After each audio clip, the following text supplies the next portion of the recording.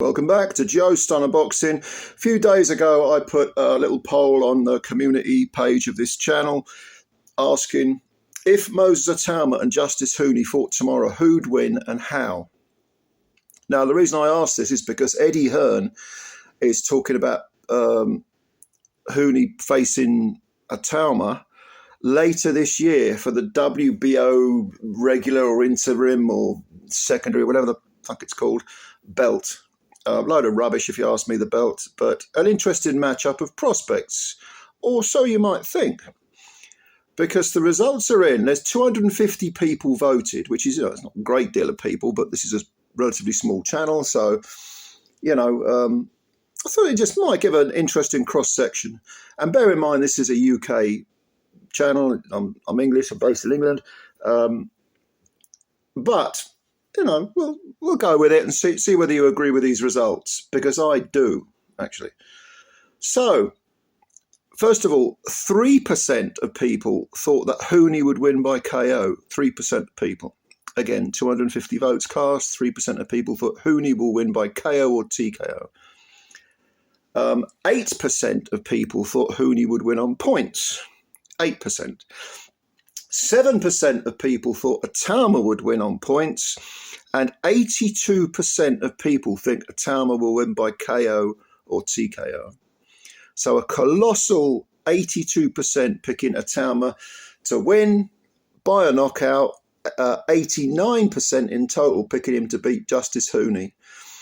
Now, I've got to say, like I said, I agree with this. And this is not a slight against Justice Huni, he shows potential to be a decent heavyweight, all right, but I've seen nothing so far that leads me to believe he's anything much above average. You can overachieve. He's 25 years old, so he's got plenty of time. Sometimes people are late developers, but having watched quite a few fights in his career, certainly the last 4 maybe, I don't see anything that springs out and hits me as suggesting that he's going to be anything other than a reasonable contender. Maybe a B minus, B plus, not B plus, B minus, B sort of heavyweight. He could get better. He could be better. Now, Itauma, on the other hand, he's 20 now. He just turned 20 very recently, last week I think it was. He really does appear to have that, I hate the phrase, but the X factor. Whenever I use that phrase, I always think of that stupid TV program that dominated the airwaves for so long.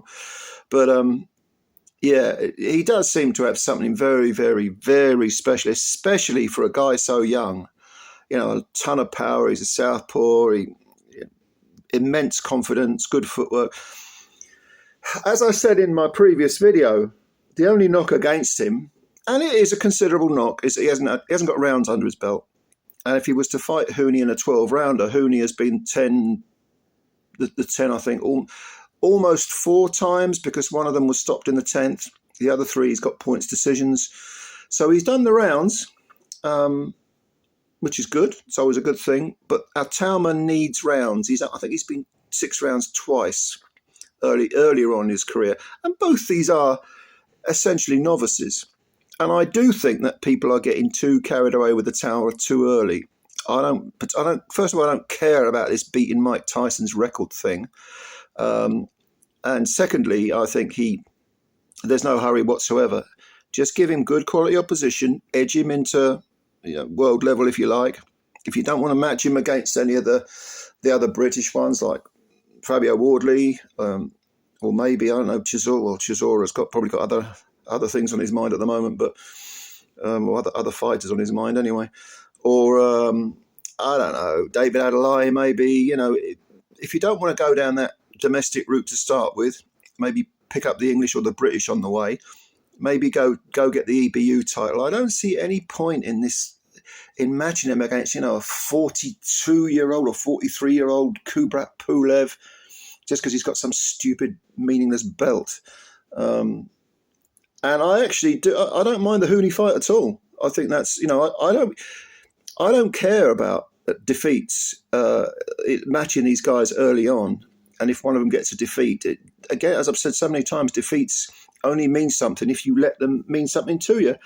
they can be lessons. We learn through our mistakes. We learn through defeat if we've got character. So if, let's say, Itauma was to flatten Huni, or Huni was to beat Itauma, it doesn't bother me at all. You know, I want to see more of these matchups. But for the record, I think Itauma knocks Huni out early. I really, really do. Like 82% of you, probably. But think of, you know, when James DeGale fought George Groves, for example. Now, that's worth mentioning, of course, because the vast majority of people picked DeGale to beat Groves, and Groves ended up winning. He outpointed DeGale. So Huni would need to do something like that over the much favoured guy. And if you want the perfect example of people coming back from earlier career knockouts, is John Ruiz, who was a two-time WBA champ. And earlier in his career was knocked out by David Chua in 16 seconds. I remember watching that fight live. It was on one of those early morning shows. It might have been, I think I was around a mate's house. I don't know whether it was an early Sky pay-per-view or something like that. I can't remember. But he got flattened. Chua came out, nailed him, and then knocked him flat out. And Ruiz persevered, came back and won, beat Holyfield, an old Holyfield. Made a few defences of the belt, lost it, won it again. You know, defeats don't matter. You know, this is boxing, right? And it's a tough sport anyway. But my God, that ring is a lonely place. That ring is, what was it? Was it Teddy Atlas used this phrase? Someone used this phrase. It might not have been Atlas. It's like a lie detector test. It's a truth teller, because whatever happens in that ring, it reveals what kind of person you are, not just during the fight, but after the fight. So if you're defeated, how do you come back? But no, in this case, in this instance, I would pick Itauma to win clearly by knockout. But does that mean Huni hasn't got a future if he was to get beaten? No, of course not. Plenty of fighters have overachieved. Plenty of them. I always call it the Dennis Andrews effect. 3-time WBC light heavyweight titleist. Dennis Andrews, I remember seeing him when I was very young on some small hall shows, and he was as crude gets, and was fighting Tom Collins, another crude British light heavy for the British title, but he went on to be a 3-time WBC light heavyweight champ and British cruiserweight champ. Fought till he was in his 40s maybe. Yeah, you can overachieve. But let me know what you think. I imagine a few people have said, "Oh, I think Huni easily outpoints Itauma." "Oh, I think you're underrating Huni," but maybe I am underrating him.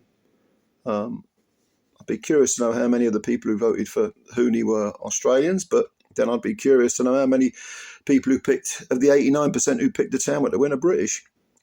But don't forget, the ring is a truth teller. It's a lie detector test. And if they do get it on, I hope they do, we'll see. We'll see. All right, ladies and gentlemen, any comments, leave them below. Subscribe to the channel if you're new. Hit the like button and do all that good stuff. Spread the word about Joe Stunner Boxing.